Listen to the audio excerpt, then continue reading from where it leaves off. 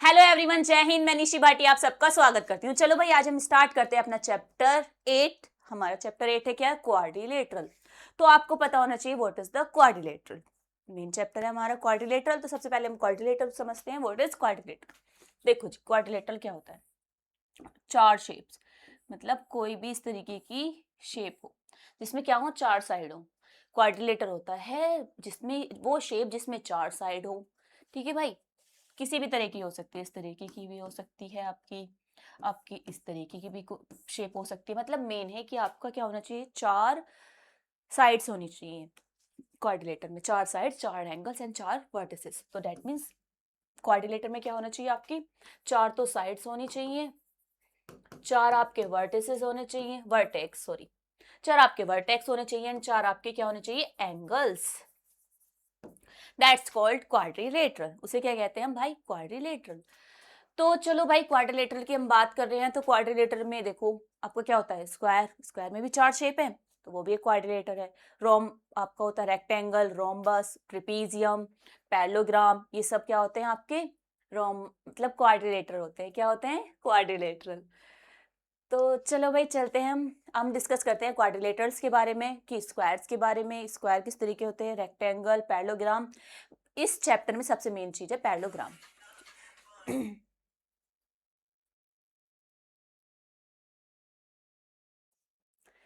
Quadrilateral,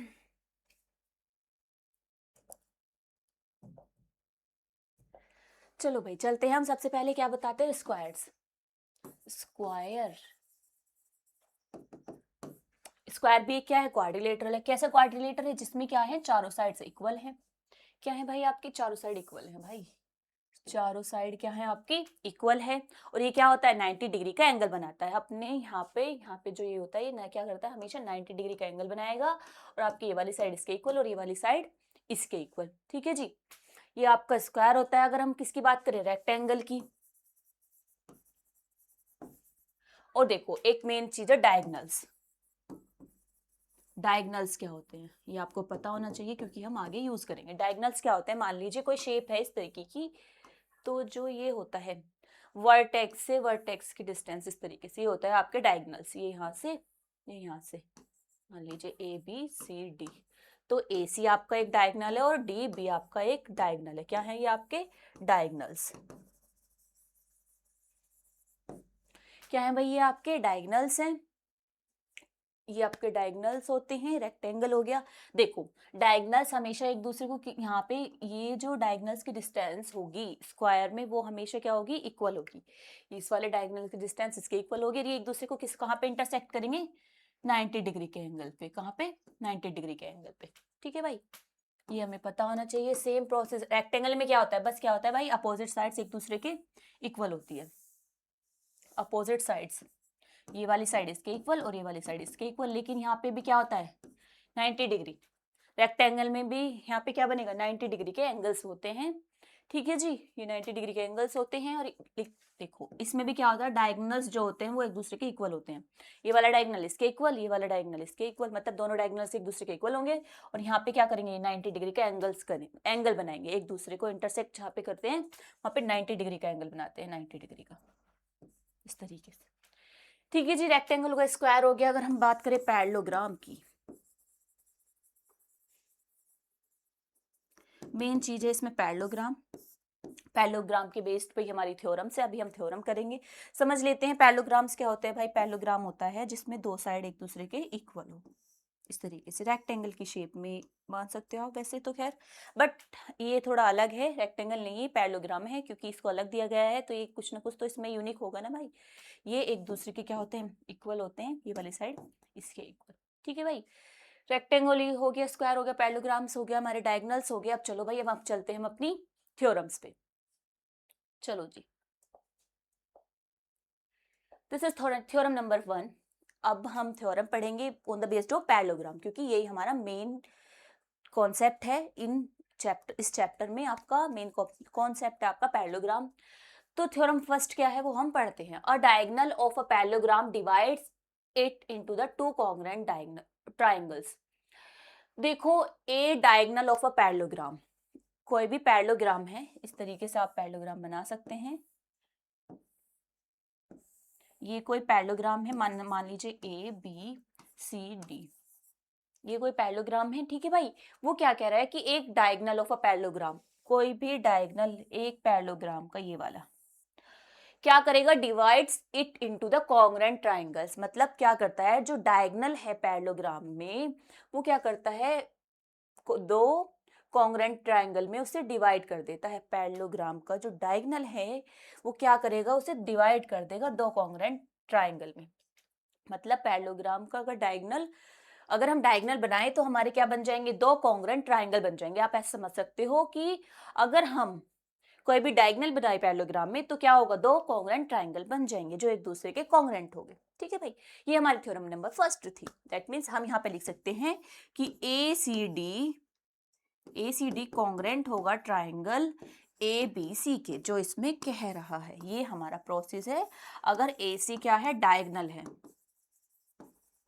diagonal आपको समझ आ गई ना, वर्टेक्स से वर्टेक्स की डिस्टेंस, मतलब ये इस तरीके से।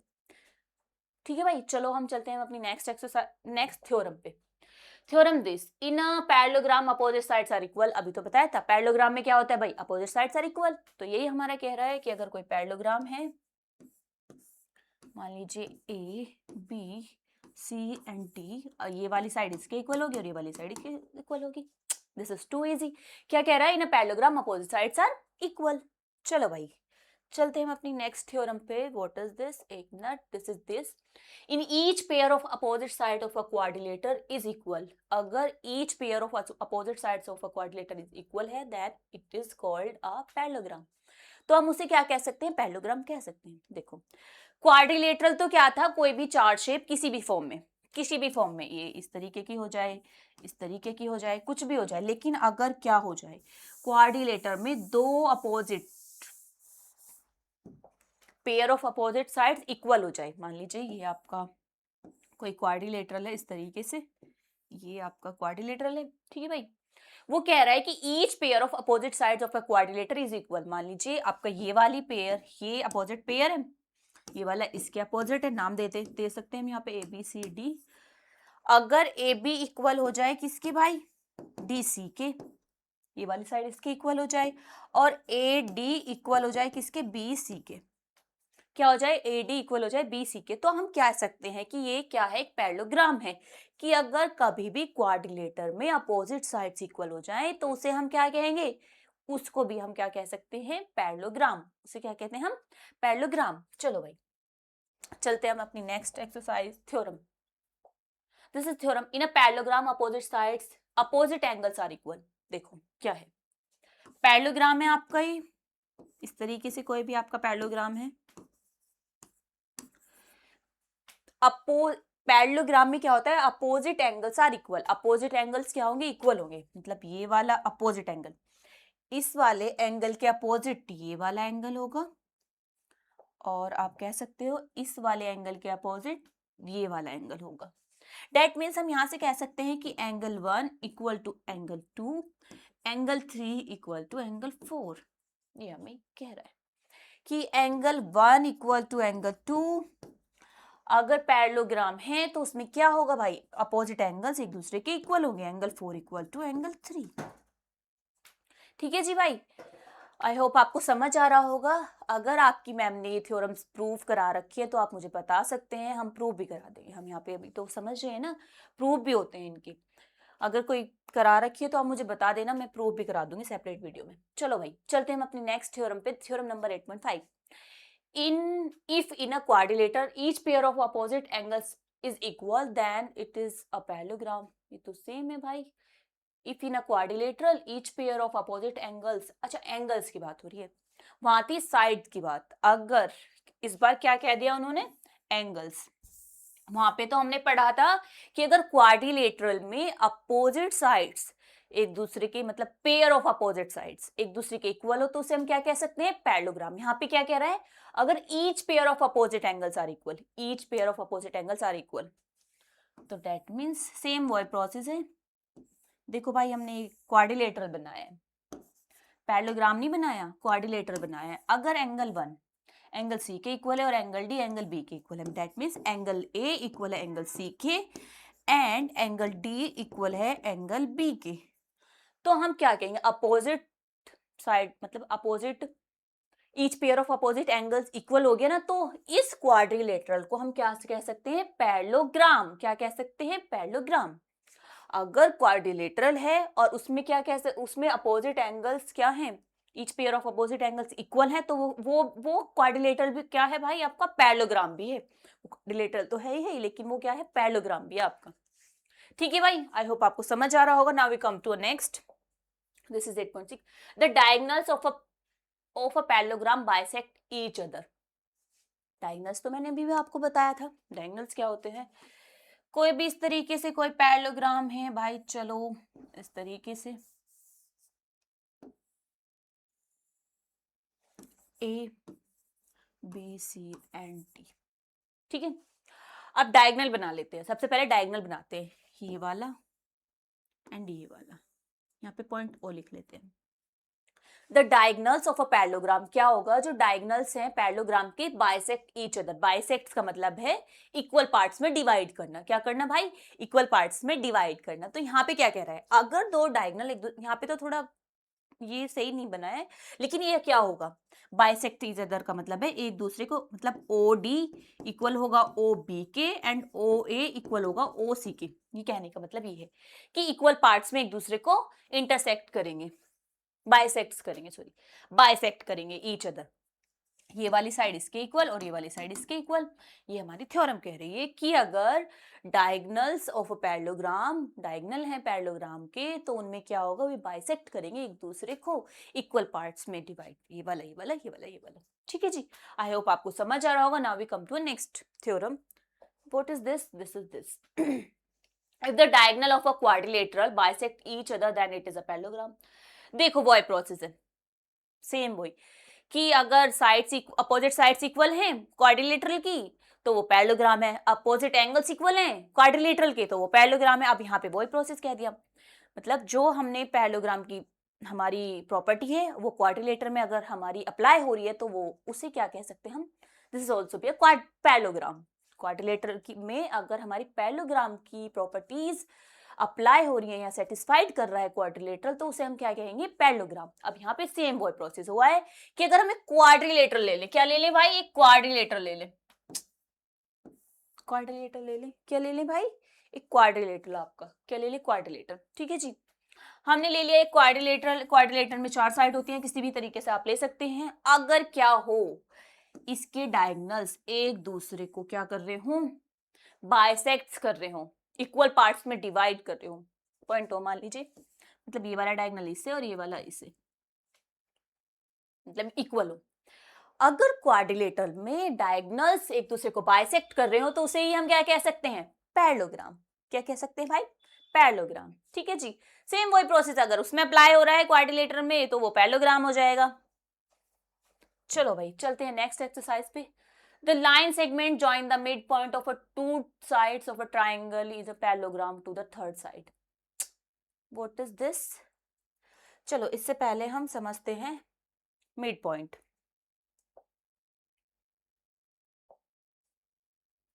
ठीक है भाई, कोई भी ट्राइंगल है, मिड पॉइंट थ्योरम, ये हमारी मिड पॉइंट थ्योरम है। जो मतलब ये हमने, इंट्रोडक्शन का मतलब होता है सारे कॉन्सेप्ट आपका, जो भी आपके मतलब आपके चैप्टर में जो भी आपका कॉन्सेप्ट आने वाला है, तो ये भी हमारा एक कॉन्सेप्ट है इसी में। पैरेललोग्राम तो हमारा हो गया, अब इसमें है मिड पॉइंट थ्योरम। तो मिड पॉइंट का क्या यूज है भाई, देखो मिड पॉइंट थ्योरम,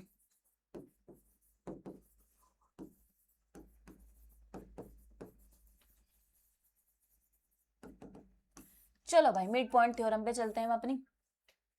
सबसे पहले तो आपको पता होना चाहिए मिड पॉइंट क्या होता है भाई। देखो अगर हम कोई भी ट्राइंगल बनाए इस तरीके से,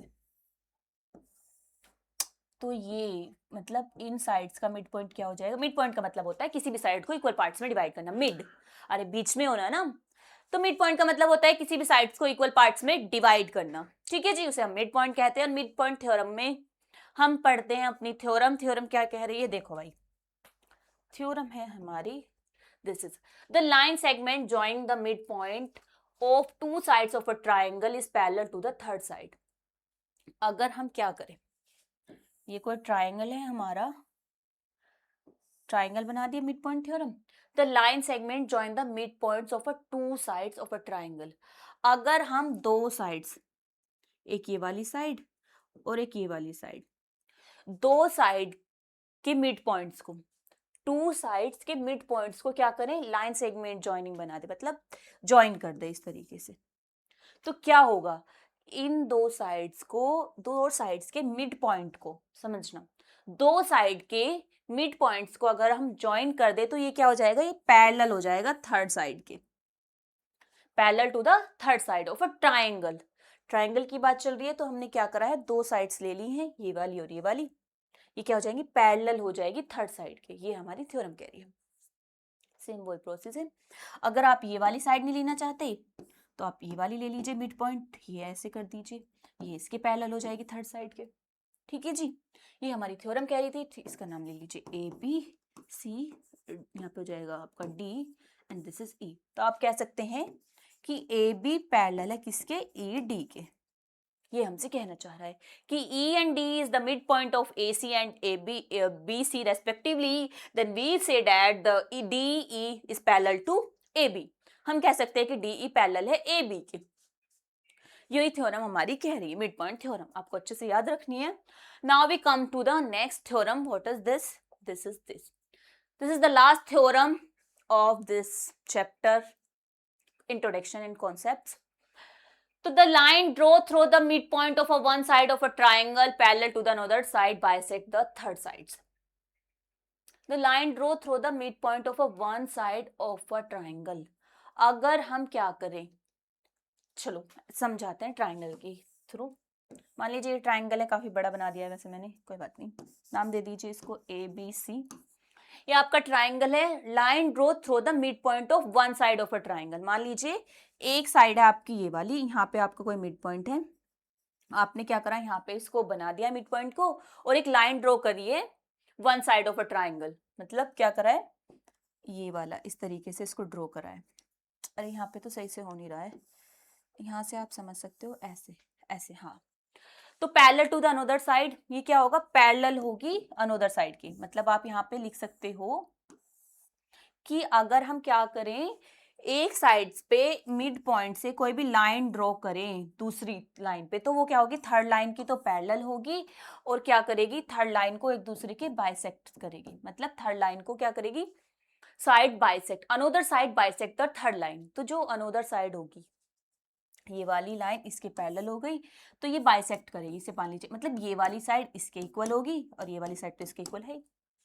बात है सिंपल, अगर आप समझे कि अगर मिड पॉइंट आप यहां से बना रहे हो दूसरी लाइन पे, दूसरी साइड पे, तो वो भी क्या होगा, यहाँ पे भी वो मिड पॉइंट ही होगा उसका ही, जिससे कि वो बाइसेक्ट हो जाएगी। बाइसेक्ट का मतलब इक्वल इक्वल पार्ट्स में डिवाइड हो जाएगी। क्या हो जाएगी भाई, आपका इक्वल इक्वल पार्ट्स में डिवाइड हो जाएगी। दोबारा से समझते हैं कि अगर हम क्या करें, ट्राइंगल में कोई मिड पॉइंट लें एक साइड पे, उससे लाइन ड्रॉ करें दूसरी साइड पे, तो ये वाली लाइन इस वाली लाइन के पैरेलल हो जाएगी, और जो आपकी ये थर्ड लाइन है, फर्स्ट सेकंड एंड थर्ड, तो फर्स्ट वाली लाइन पे हमने ड्रॉ करा, जो सेकंड वाली के पैरेलल हो गई, और थर्ड वाली को वो क्या कर रही है, बाइसेक्ट कर रही है, दैट मींस इक्वल पार्ट्स में डिवाइड कर रही है।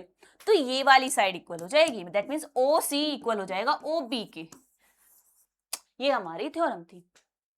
आई होप आपको समझ आया होगा सब चीजें। Thank you for watching.